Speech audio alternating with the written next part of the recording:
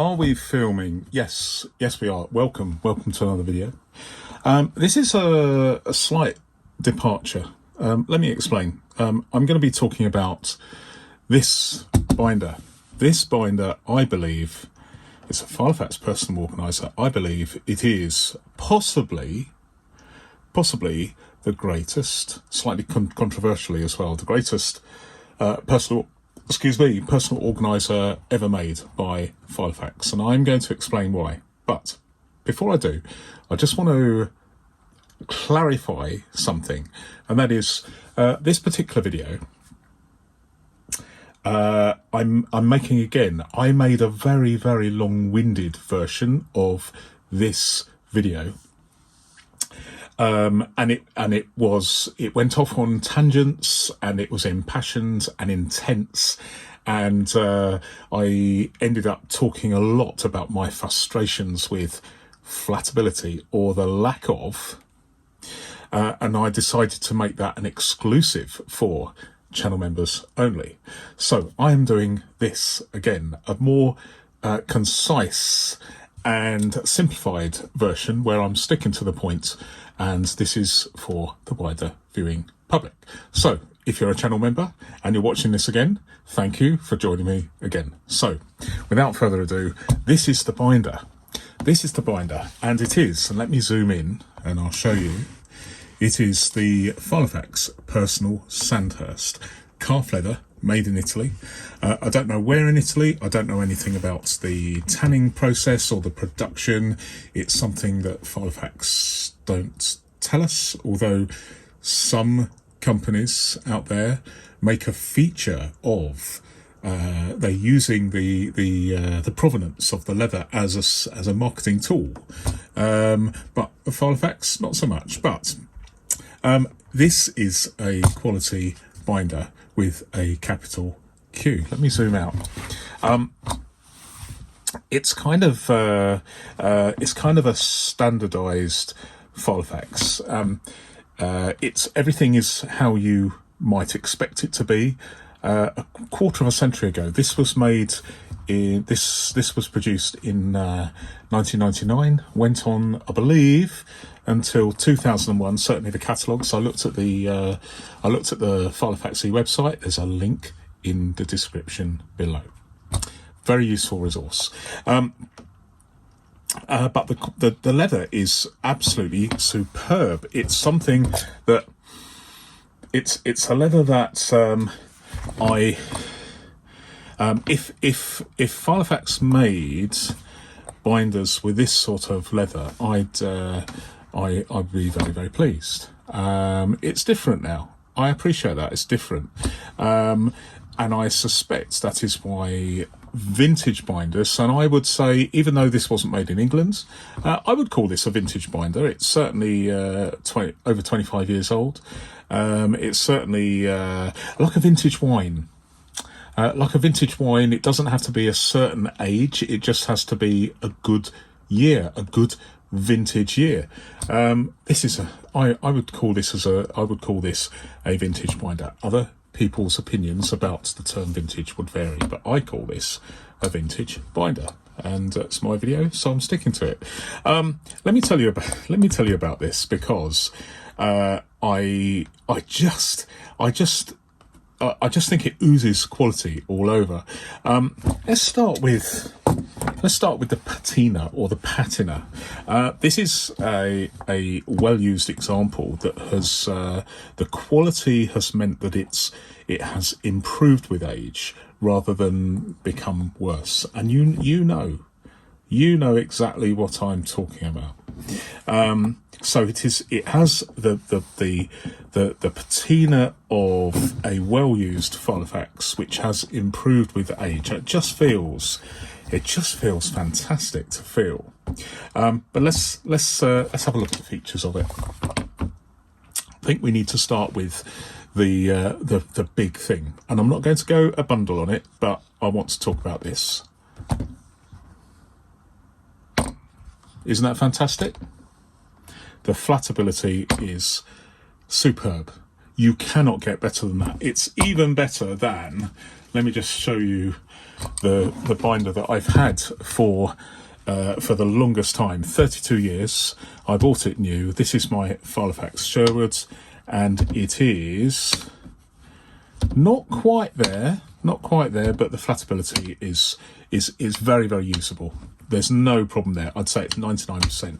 Whereas the Sandhurst is, without a doubt, 100%. Now, I am told that this is very, very nearly 100% when it was brand new 25 years ago. It certainly is arguably it has the best flatability, or it's right up there with the very, very best in my collection that have good flatability. And as you know, I'm a big fan of flatability because it means that you can use a binder open on your desk or in a cafe or in a table in a train, and you can use it one-handed. So you can write with your open Filofax while you're taking notes with your phone or on a mouse on a computer keyboard or something. So this is a fundamental requirement, at least for me. Other people's mileage will vary. Whereas if you have like a modern Filofax, okay, this is a Metropole. It's a budget model. This has not been used, but I just bought it as an example. If we have a quick look at the flatability of this modern Filofax, let's have a look. Okay, it's what I call a two-handed operation, two-person operation. You are the owner, but you need to employ an assistant to hold it open. I'm being facetious here, but hold it open so that then you can use it. Or you can hold it open and get your assistant to use it. But this, to me, it's not possible to use it as a personal organizer, but you could use it for storage, you know. Well, anyway, I won't labour the point, but that is the situation with flatability. It's fantastic. This arrangement of pockets we've seen before in other models. 3 credit card slots, a full-length pocket. Sadly, no gussets, but you've got 2 full-length pockets on the other side as well. So very, very nice. The rings, and I'm just going to keep quiet while I do this. They are very, very nice and smooth, on a par with Kraus rings. They're just very, very nice. They're also very, very nice in my Sherwood. I don't know whether there's been a conscious decision to cheapen the rings over the intervening 25 years, but I must say that the rings in certain binders these days are they don't exude the sort of quality that you find in these rings. There is a risk, of course, if you buy a used Filofax, you've got to really be careful of the rings and check them okay. But these ones, perfect alignment, they're very, very nice. And this binder has been used. It's definitely been used. You can see some marks here and there. It's been used in anger, and it stood up to the rigours of use very, very well. The actual corners and the stitching, I like this. I like this because instead of having the crimped, folded over arrangements like you see in my 32-year-old Sherwood here, this is actually 2 pieces of leather which are finished, and they're sewn together and finished as a pair. And I actually prefer this type of finishing and construction to this one, because these, no matter how neat and tidy these are, and this Sherwood is very, very neat and tidy, it's still a bit of a compromise, in my opinion. Needs a lot of skill to get those looking nice, and sadly It's not always the case, but this in some ways is easier to do because the finish is it's fairly easy to standardize the construction and get it nice, as long as you get the stitching right, and clearly it's very, very high quality. So we've got some nice leather here, we've got good rings, the strap is the sort of strap I like, which is 2 pieces of leather sewn together, no fancy padding, nothing, no big fat strap. I appreciate that's the fashion, but this ticks all the boxes for me. Outbound pen loops, I won't explain this again, but outbound pen loops are preferred because if you have an inbound pen loop,